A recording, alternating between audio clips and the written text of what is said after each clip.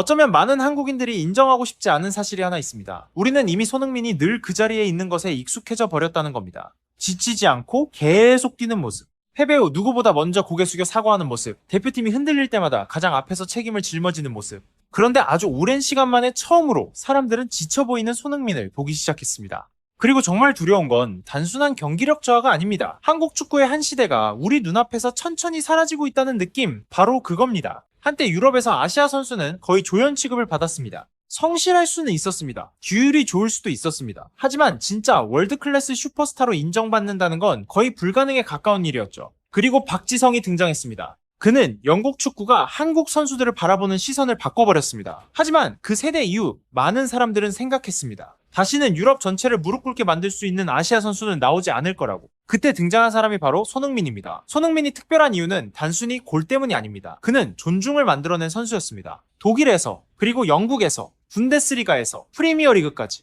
손흥민은 단 한 번도 동정이나 미디어에 밀어주기로 올라간 적이 없습니다. 그는 스피드로 올라갔습니다.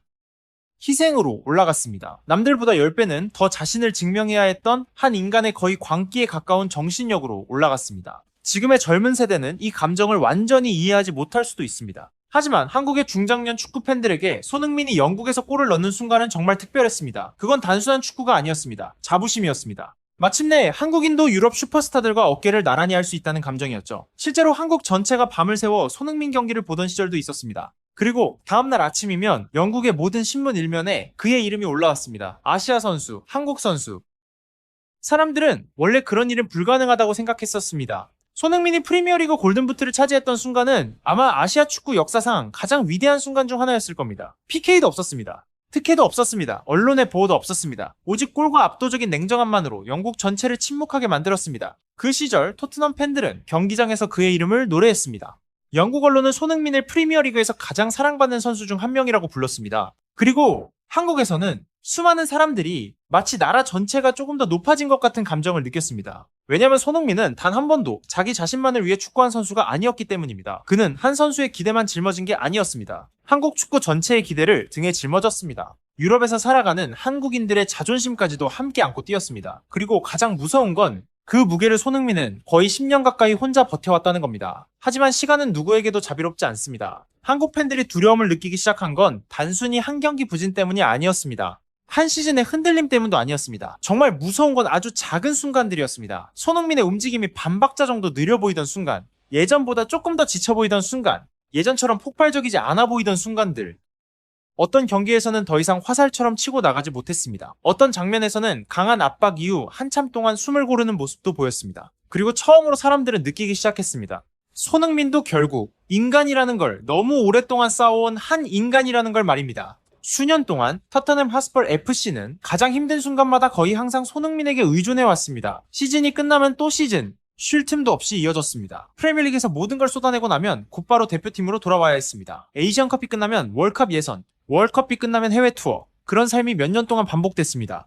어떤 선수들은 커리어를 오래 이어가기 위해 클럽의 보호를 받습니다. 로테이션을 받고 휴식을 받고 부담을 줄여주는 관리도 받습니다.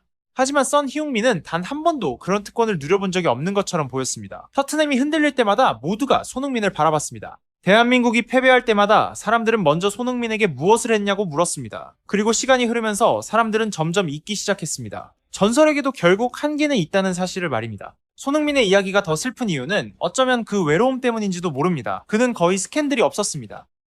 문제를 일으키지도 않았습니다. 반항적인 슈퍼스타처럼 살지도 않았습니다. 손흥민의 젊은 시절 대부분은 오직 축구뿐이었습니다. 훈련, 경기, 국가대표, 그리고 책임감. TV 속 손흥민은 언제나 웃고 있었습니다. 항상 괜찮은 척 했습니다. 늘 강한 사람처럼 보이려고 했습니다. 그런데 가끔은 바로 그 모습이 사람들을 더 마음 아프게 만들기도 했습니다. 어쩌면 손흥민이 가장 외로웠던 이유는 온 나라가 늘 그에게 강해야만 한다고 기대했기 때문인지도 모릅니다. 사람들은 손흥민이 대표팀을 구해내는 모습에 익숙해졌습니다. 마지막 순간까지 끝없이 뛰는 모습에도 익숙해졌습니다. 패배 후 가장 먼저 앞으로 나와 고개 숙이는 모습에도 익숙해졌습니다. 하지만 정작 아무도 묻지 않았습니다.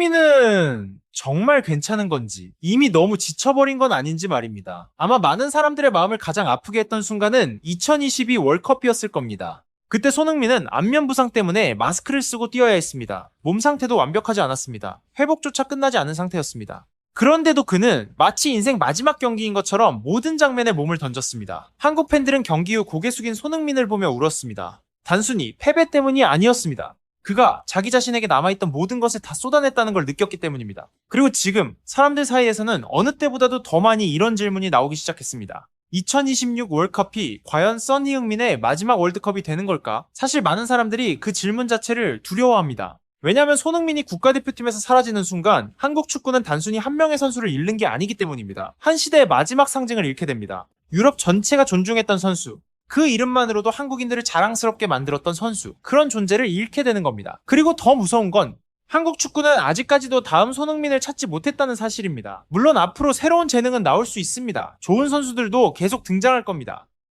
하지만 손흥민처럼 거의 10년 동안 나라 전체의 기대를 홀로 짊어지는 선수, 그런 존재는 다시 나오기 어려울지도 모릅니다. 언젠가는 그런 날이 올 겁니다. 팬들이 대한민국 대표팀 명단을 열어봤는데 그 안에 선흥민이라는 이름이 더 이상 보이지 않는 날, 경기장 전체가 그의 이름을 외치는 장면도 사라질 겁니다. 익숙했던 폭발적인 드리블도 사라질 겁니다. 패배 후 주장 완장을 차고 팬들 앞에 고개 숙이던 모습도 더 이상 볼 수 없게 될 겁니다. 그리고 아마 그때가 되어서야 많은 한국인들은 자신들이 얼마나 특별한 시대를 살아왔는지 깨닫게 될지도 모릅니다. 우리는 한때 손흥민이 영원할 거라고 생각했습니다.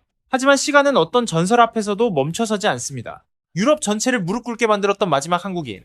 손흥민은 어쩌면 지금 커리어의 마지막 장면들을 향해 천천히 걸어가고 있는지도 모릅니다. 그리고 가장 두려운 건 한국 축구가 아직도 그가 사라질 날을 받아들일 준비가 되어 있지 않다는 사실입니다. 어쩌면 앞으로 수년이 지난 뒤 한국 팬들이 다시 한국 축구의 역사를 돌아보게 된다면 그들은 결국 깨닫게 될지도 모릅니다. 선흥민의 시대는 정말 특별한 시대였다는 걸 말입니다. 단순히 골 때문이 아니었습니다. 단순히 개인 기록 때문도 아니었습니다.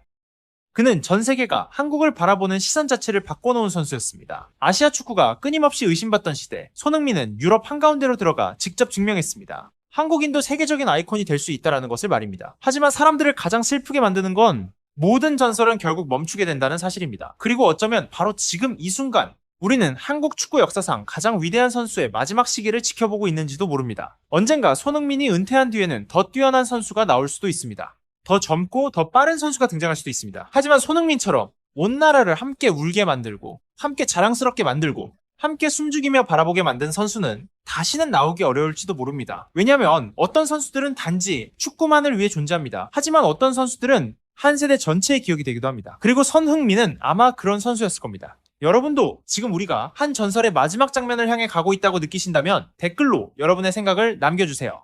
여러분이 가장 기억하는 손흥민의 순간은 언제인가요? 영국 전체를 충격에 빠뜨렸던 그 환상적인 솔로골인가요? 프리미어리그 골든부트의 순간인가요? 아니면 월컵 이후 눈물 속에 고개 숙이던 대한민국 주장 손흥민의 모습인가요?